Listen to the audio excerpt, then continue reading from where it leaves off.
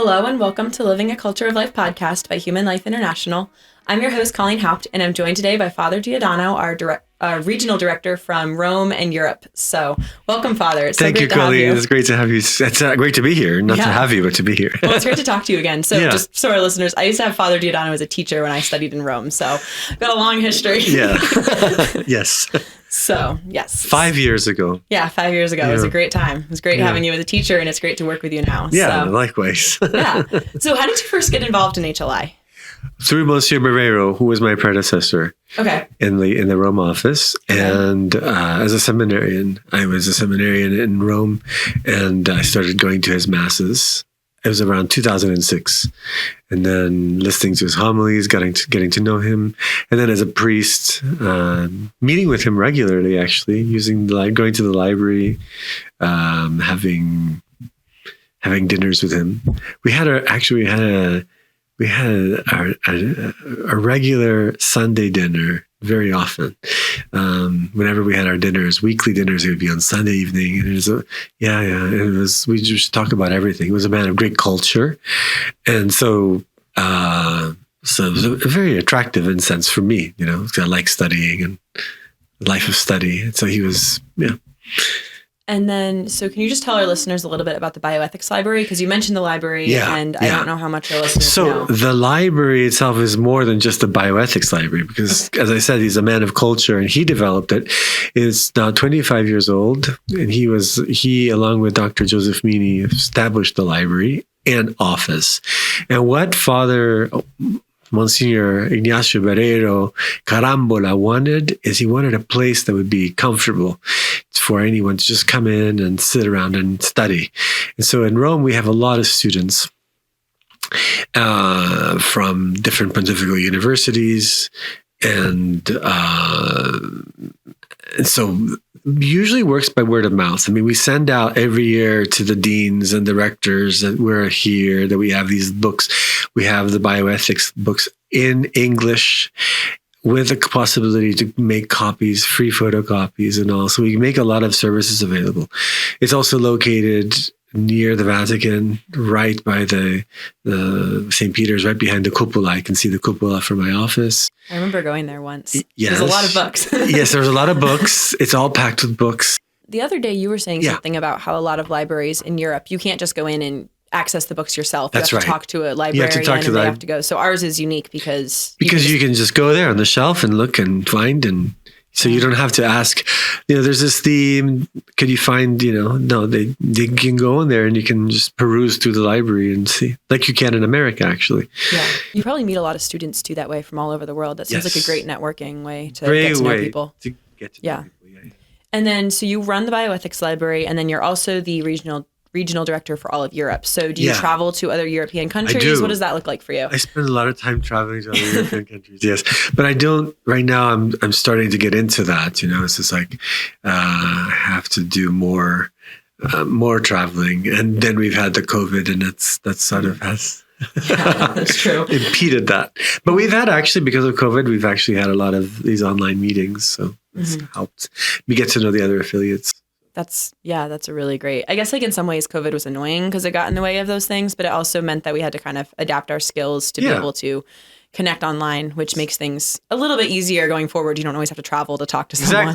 Exactly. Yeah.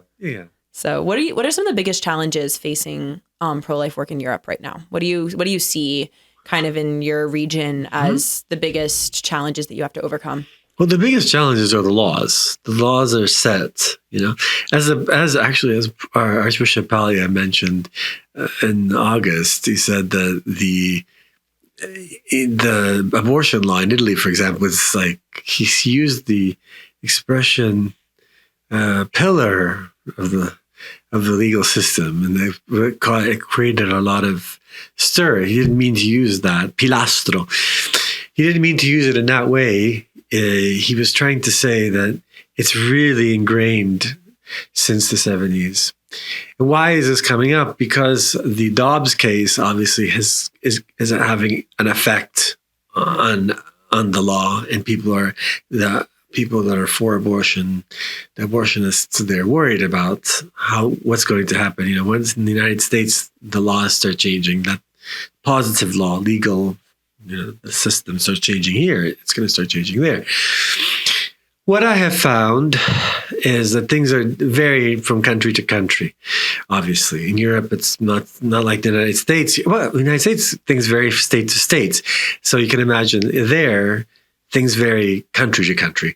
So there's, for example, in France, there's a big culture war going on in France. Oh, interesting. Yeah, big culture war between secularists and Christian and people that have faith. Okay. Yeah. Yeah, and so there's a lot of manifestations. A lot of going to the streets is typically French, to go and picket and get upset at it. But the laws don't change necessarily. But what's changing though is the culture. So people are the generations are the future generations that are people that are very aware of these issues. So they're changing for the good. So they're changing for the good on a cultural level, just like what happened here. Yeah. In the sense, you thought, the pro-life march, what's the point? Well, the pro-life march became huge in America, and it did have an impact in creating a movement. So there is a movement in France.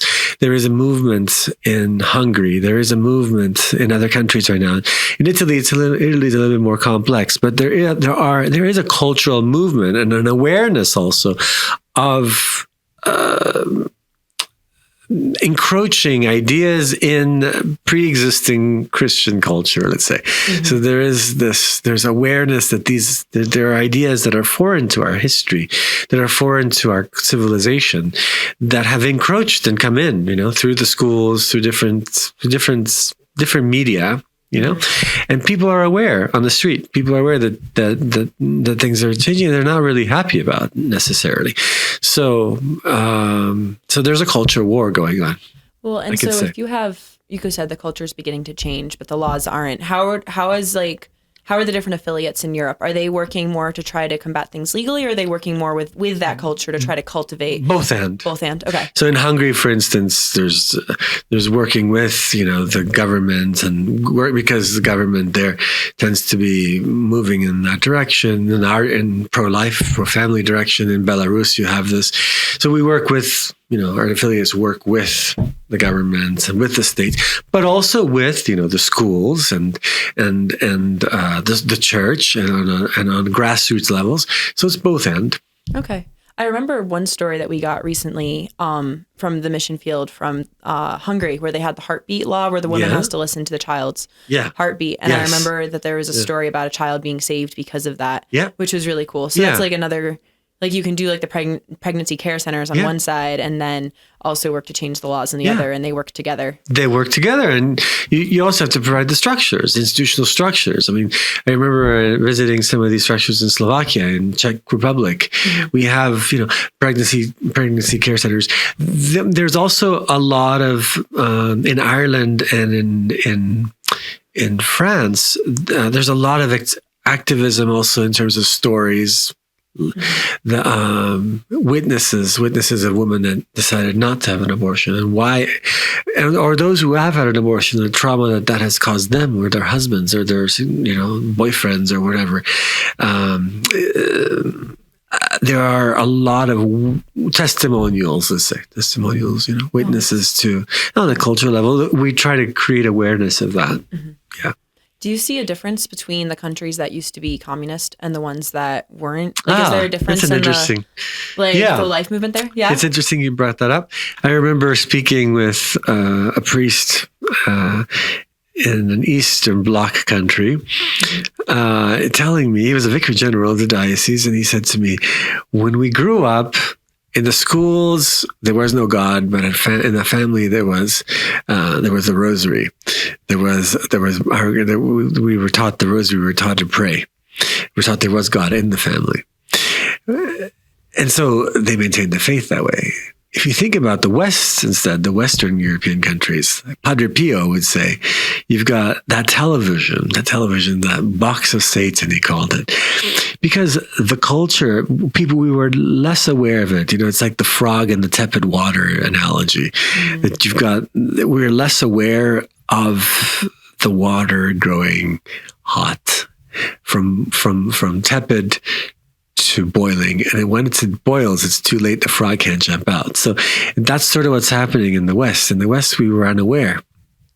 We're all aware, I was just talking about this the other day, on a podcast it was a conference or something. I gave a talk on Gabrielle Kubi's The Sexual Revolution, or you can also think of like Jennifer Morse's The Sexual State. You look at this, you look at the Frankfurt School, you look at Adorno, for instance, Professor Adorno at Columbia University, and how, the whole dismantling of the authority of the father, or, even Michel Foucault and Jacques Derrida, he talks about, what's the expression? There was that expression. I should know it. I studied him and I don't remember. Well, yeah, Jacques Derrida, it's all it's all this, it's all in flux, it's just languages. Relativism? Yeah, it's relativism, but there was a key expression that Derrida used. But he would use expressions like the tangible absence. There's always these contradictory expressions. I mean, it sounds so cool, like, when you look at that. But Keith Windschuttle had this book, The Killing of History, and he emphasized, I think this is a book that was very interesting. What Keith Windschuttle says, he says, if you kill the culture through literature, as the whole Gramsci approach was in Italy, you kill the culture. You create a culture that's anti-cultural, that's contrary to the culture that's already there. And you kill it with the change of language and the fluctuation of language. The word gender itself, for instance, it's a word that was Judith Butler coined that word, gender, and gender implies that you get away from a binomial system, binomial sexuality. There's something other than sex. There's like your biological sex. There's something. It's like what was his name from University of Indiana? Kinsey. Kinsey talked about this. That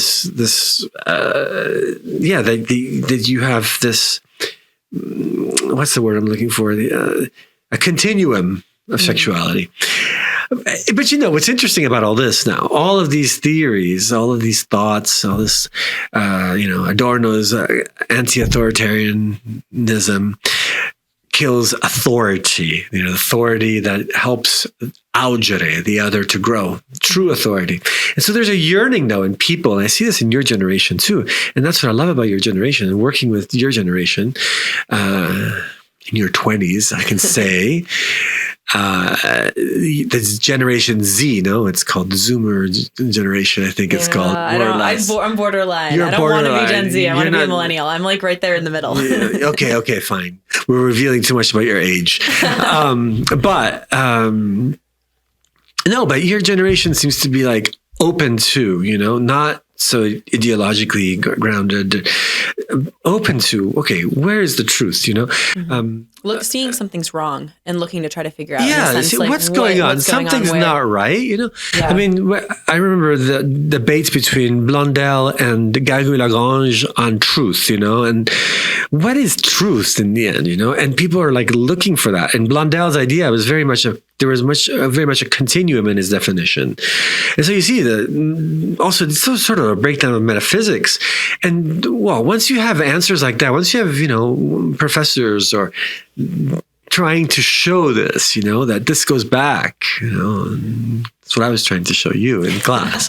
Like that, it worked. I hope. Yeah. It goes back, there's an origin to this. And there's a reason why this is named this and not that, and there's language matters. And language matters. Philosophy matters. Yeah. In fact, going back to Keith Windschuttle, he says exactly philosophy matters because once you get into the critical theory, once you start changing literary critical theory, you should think, who knows about this? Well, the people who are creating the arts know about this and are forming your thinking. When you watch Netflix, it's programmed. There's a certain teaching. Docere et delectare, Quintilian would say, to teach and to delight. So that's what literature does. Mm-hmm. So once you start changing the literary theory and the way you read literature, that's going to affect the culture. And then if you affect the culture, you're going to affect the anthropology. You're going to affect the way man is. So all of this is connected. And I think that's what's important, when you read Gabrielle Kubi, when you read Jennifer Morse, this is not a chance. This is not just happening per chance. This is happening with, there's a will behind this. There are people that want this to happen. Mm-hmm. And so we are in the middle of culture wars. It's obvious that this is happening, I think. Well, and that's what's coming out. And I actually interviewed Jennifer Morse on the podcast recently. Oh, wow. And well, that was one thing we were talking about was how in those philosophies, there's like these seeds at the beginning. We were talking about pedophilia in specific and how there was a seed for that during the sexual revolution. And even though the people coming up with those ideas weren't in favor of it, the logical like domino effect of that is going to lead to it in the end. And it's that kind of, once you learn to, like, that's why I like philosophy, because like once you start following those ideas, you can be like, okay, this is where we are. This is what they're saying.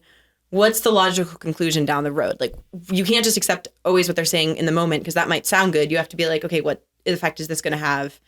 And look at it within the context of human nature and how people are going to respond to things. So, like, I guess I'm thinking of like contraception. That's a very easy foot in the door that people go with. They're like, oh, well, here's a hard case. Here's a reason you should have it. And it's like, well, as soon as you accept that, you open the door for abortion. You open the door for all of these other things going on. Or she was talking about redefining marriage. She was like, we redefined it when we allowed for divorce and no fault divorce. So now they're redefining it for gay marriage is the logical conclusion of what was going on here when we started allowing divorce. So I think that's one reason it's so important for people to understand those philosophies and have the intellectual background. So yeah, there's some good books on this.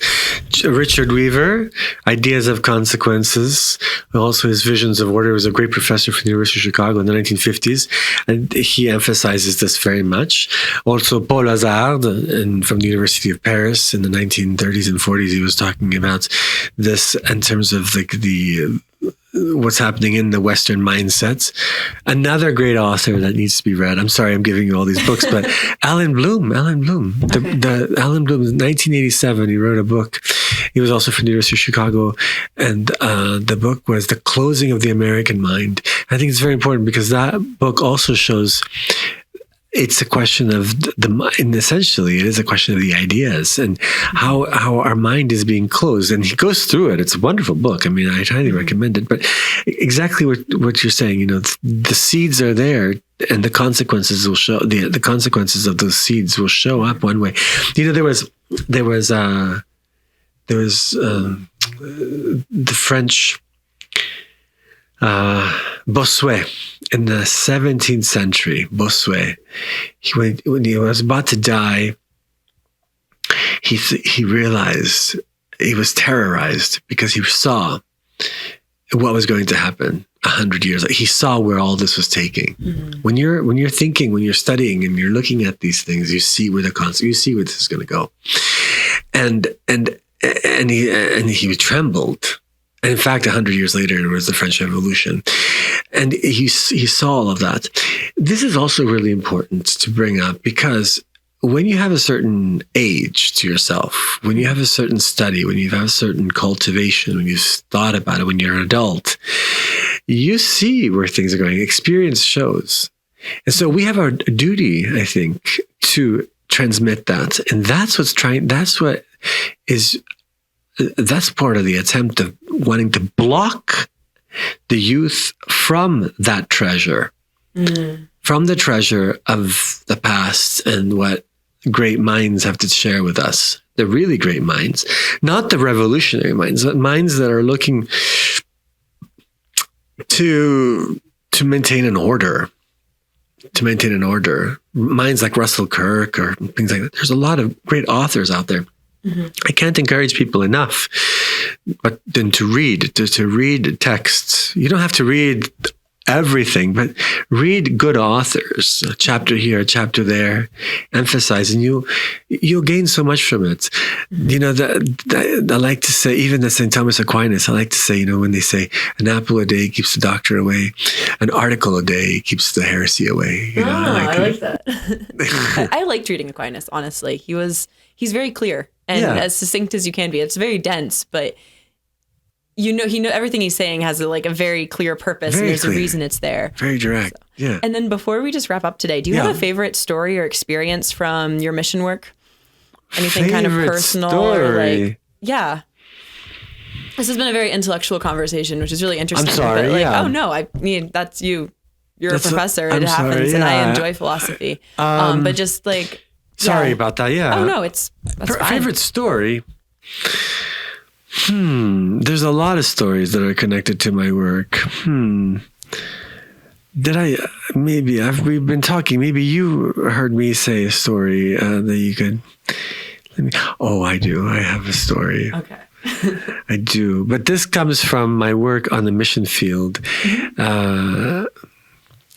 This friend, we're now very good friends. We become very good friends. We had the opportunity to go to the ASPEC, the Asia Pacific Congress, with Dr. Lagaya. And every time I go there, something good happens. But this one time it was in India. It was right before the lockdown. And there I met this lady from Kazakhstan who was Protestant and had converted to Protestantism from Islam. Wow. And I don't know, we started chatting, and she was really interested in the whole post-traumatic abortion syndrome. Just full of fire, that woman. And so she ended up in Namibia with her husband because he's South African and German.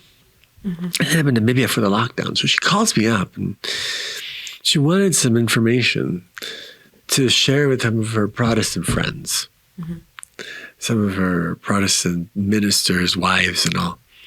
And I started sending her like encyclicals, and I got her in touch with Dr. Close. Just started sending a lot of information. Well, the next thing you know, she's getting, these people involved in the teaching, the Catholic teaching. And just like a friend of mine from my years at the University of Chicago, I remember I had given this friend, I was giving out Contraception, Why Not by Janet Smith. And one of my friends, I remember back then, she said, I don't want this because if I take this, I'm going to become Catholic. Well, that's what happens. So it's like, it's almost like there's a connection even there talking about, well, this woman, she became Catholic. Wow. And her husband came back into the church. I didn't realize he had been Catholic. So she became very good Catholic. And then from that stemmed a program in Kazakhstan last summer. And I got to go and talk about Catholic pro-life thinking with Protestant ministers in Kazakhstan who are very active in the pro-life mission there, more than Catholics are actually. And so I'm like, talk to them. One of the things that experience and other experiences opens us up to is we should be seeking. And this is really to be truly ecumenical and truly interreligious, and to be truly human in a way. It's to be human, it's to seek people that are seeking the truth in all these areas. Not to be ideological, but to be truly seekers of truth. Truth is adequatio intellectum ad rem, the adequation of the intellect to the thing. The ideology is the adequation of the thing to the intellect. Ideology is the opposite of truth. Ideology is trying to make the idea, to force the idea, to try to force the reality to become what your idea is. So like taking your idea and forcing it on reality instead of learning more about reality. Exactly. And so this is why I think we have to have an openness. This is the Catholic thing, I think. I think the Catholic faith teaches us this. Jesus teaches us this from the start. Jesus teaches us the openness to the truth and those seeking truth. Think of some episodes, for instance, in the scripture. Matthew 15, you've got the Samaritan woman. She comes up to Jesus, and this is an interesting episode because she comes up to Jesus because her daughter's possessed, Matthew 15. And so the evil around her pushes her to seek the good, to seek the truth. And Jesus at first kind of like doesn't, he kind of keeps a distance because she's not Jewish. She kind of leaves a distance. But then she insists. Jesus wants us to insist She says, I'll take even the crumbs. The dog will even eat the crumbs. And when he sees this faith, then he does the miracle. And that's the same thing there was the Canaanite woman, the Canaanite woman, Matthew 15, the Samaritan woman in John chapter 4. Is that the woman at the well? The woman at the well, where she comes to see Jesus. She comes to understand. First, Jesus is the Jew, and at the end, he's the Messiah. She has like 8 different titles. Very interesting. That's a beautiful episode too. To come to know Jesus, and that's the thing that we have to do. We have to follow his example, and it's not easy. It's not easy. Life is not easy. But you have to be seekers of truth, and seek those who seek truth. And Luke chapter 11, I think it is, or Matthew 11, or I think it's Luke 11, where Jesus says how you're supposed to evangelize. You go, and you don't bring anything, and if they don't accept you, you dust it. But it's interesting. He emphasizes this the sense of not paying attention, being focused on your mission. And the mission is the conversion and the truth and the metanoia. What is metanoia? True conversion, metanoia, is to change the nous, is to change the way you think. And so while you're doing this, you're also changing the way you're also being converted. And we'll also have to be open to this continual conversion, I think. And that's the beauty of it. That's the beauty of the mission. It's the beauty of the Christian life, of the Catholic life. Yeah. I hope this makes sense. Yeah, it does. But and working with other pro-life people who are in different religions and seeking the truth together, and they'll convert eventually with those pamphlets. This conversion. No, but it's personal. It's personal. It's about relationships. It's about relationships. And it's wonderful. I think it's It's you can't quite quantify it on mathematically, but it's there. Well, thank you so much for being on the podcast today, Father. It's great to have you. Likewise. Great to have you on. Thank you very much. Yes. And to all of our listeners, please follow, and subscribe, whether you're listening on YouTube, Rumble, or any of our audio platforms, and keep on living the culture of life. God bless.